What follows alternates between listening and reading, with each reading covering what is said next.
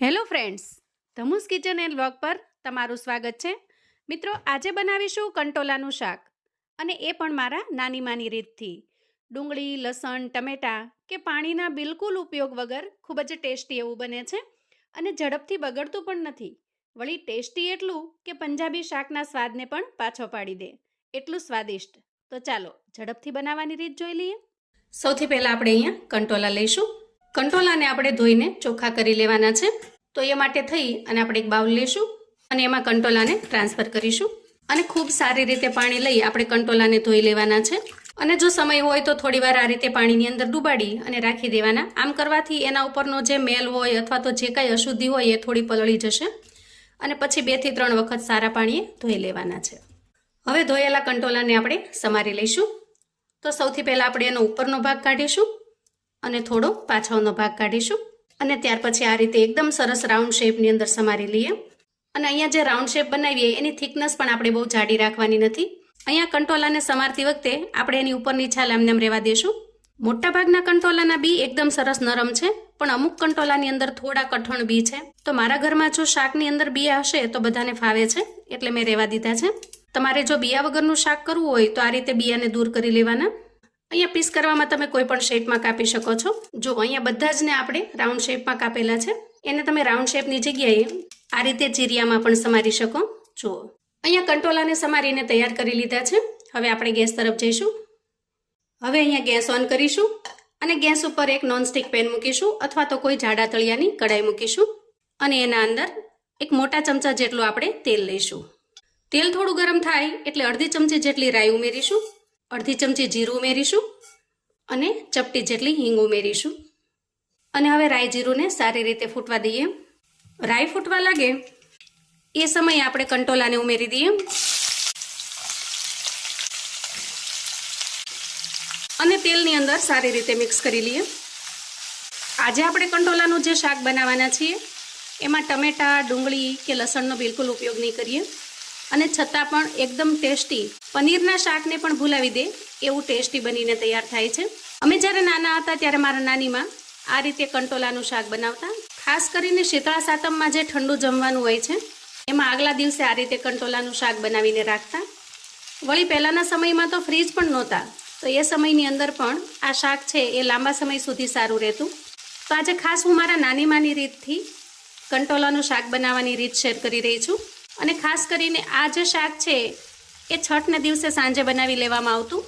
હવે જુઓ, અહીંયા તેલની અંદર આપણે આ કંટોલાને સારી રીતે ફ્રાય થવા દેવાના છે. તો અહીંયા ઢાંકણ ઢાંકી દઈએ અને આ રીતે અંદાજે 3 મિનિટ સુધી કંટોલાને સારી રીતે ચડવા દઈએ. ઢાંકણ ઢાંકી દેવાથી અંદર જે વરાળ બનશે એનાથી જ કંટોલા ખૂબ સારી રીતે ચડી જાય છે. ગેસની ફ્લેમને આપણે અહીંયા એકદમ ધીમી રાખીશું. હવે જુઓ, અંદાજે 3 મિનિટ પછી આપણે કંટોલાને ચેક કરી લઈએ. અહીંયા કંટોલા અધકચરા એવા ચડી ગયા છે.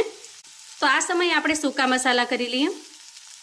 સૌથી પહેલાં આપણે અડધી ચમચી જેટલી હળદર ઉમેરીશું, 1 ચમચી ધાણા જીરું પાવડર ઉમેરીશું, 1 ચમચી લાલ મરચું પાવડર ઉમેરીશું અને થોડું કાશ્મીરી લાલ મરચું ઉમેરીશું. કાશ્મીરી લાલ મરચું ઉમેરવાથી કલર પણ ખૂબ સરસ આવી જશે. અને હવે બધા જ મસાલાને આપણે સારી રીતે મિક્સ કરી લેવાના છે. તો અહીંયા તમને થશે કે તમે મીઠું તો ઉમેર્યું જ નથી, પણ હા મિત્રો, મીઠું છે એ આપણે સૌથી છેલ્લે ઉમેરીશું. અત્યારે આપણે જે રૂટીન મસાલા છે એમાં આટલા જ મસાલા ઉમેરવાના છે. હવે આ મસાલાને આપણે સારી રીતે કંટોલાની અંદર મિક્સ કરી લઈએ. અહીંયા મસાલા ખૂબ સારી રીતે મિક્સ થઈ ગયા છે કંટોલામાં.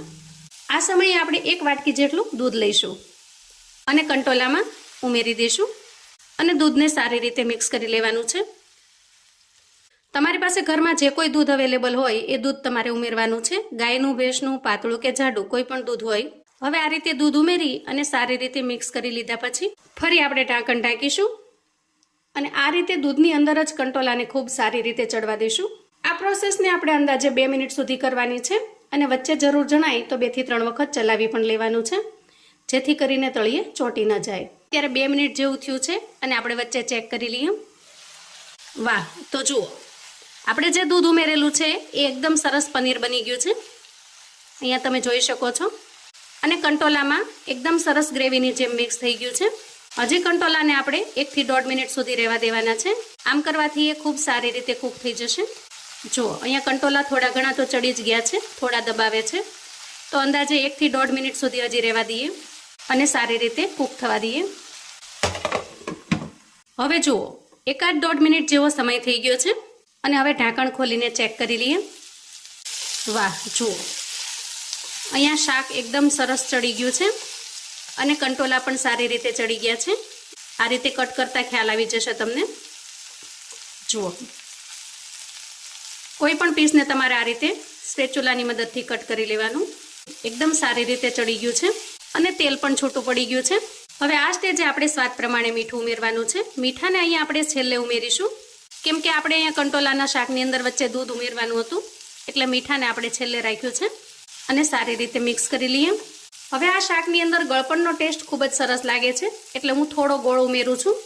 તમને જો ગોળ ન ફાવે તો તમે ખાંડ પણ ઉમેરી શકો છો અને જો ગળપણ બિલકુલ ન ફાવે તો તમે સ્કીપ પણ કરી શકો છો. ગોળને સારી રીતે મિક્સ કરી લઈએ. ખરેખર મિત્રો, જો એક વખત આ રીતે બનાવીને તૈયાર કરશો તો બીજી કોઈ પણ રીતથી તમે કંટોલાનું શાક બનાવવાનું પસંદ નહીં કરો, કેમ કે આ શાક એટલું ટેસ્ટી બને છે. રોટલી, ભાખરી, પૂરી, પરાઠા કોઈ પણની સાથે એકદમ અમેઝિંગ ટેસ્ટવાળું બને છે. અહીંયા જુઓ, એનો લુક જોતાં જ આપણને ખ્યાલ આવી જાય કે એકદમ ટેસ્ટી એવું બનીને તૈયાર થયું છે. હવે છેલ્લે શાકને લાંબા સમય સુધી સારું રાખવા માટેની સિક્રેટ ટિપ્સ. શાક જ્યારે પરફેક્ટલી કૂક થઈ જાય અને બધા જ મસાલા થઈ જાય ત્યાર પછી આપણે એમાં 1 ચમચી કે 1.5 ચમચી જેટલું તેલ ઉમેરી દેવાનું અને પછી સારી રીતે મિક્સ કરી લેવાનું. આમ કરવાથી જે શાક છે એના ઉપર તેલનું સરસ કોટિંગ થઈ જાય છે. તેલ છે એ પ્રિઝર્વેટિવનું કામ કરે છે, એટલે શાક પણ લાંબા સમય સુધી બગડતું નથી.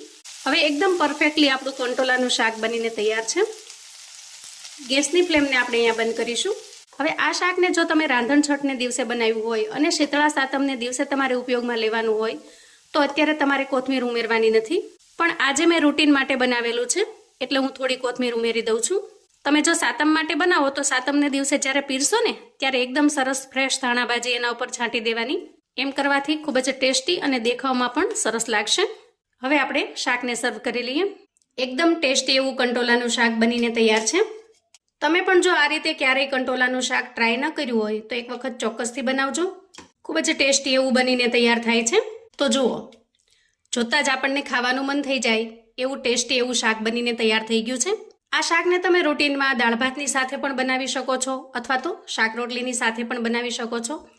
જેવી રીતે કારેલાનું શાક ખાવાનું આપણને ખૂબ જ મન થાય એવું ટેસ્ટી બને છે. તો મિત્રો, આવું અવનવું જાણવા માટે અને મને સપોર્ટ કરવા માટે ચેનલ પર જો તમે નવા છો તો પ્લીઝ ચેનલને સબસ્ક્રાઈબ કરો. વિડીયો ગમે તો લાઈક અને શેર કરો.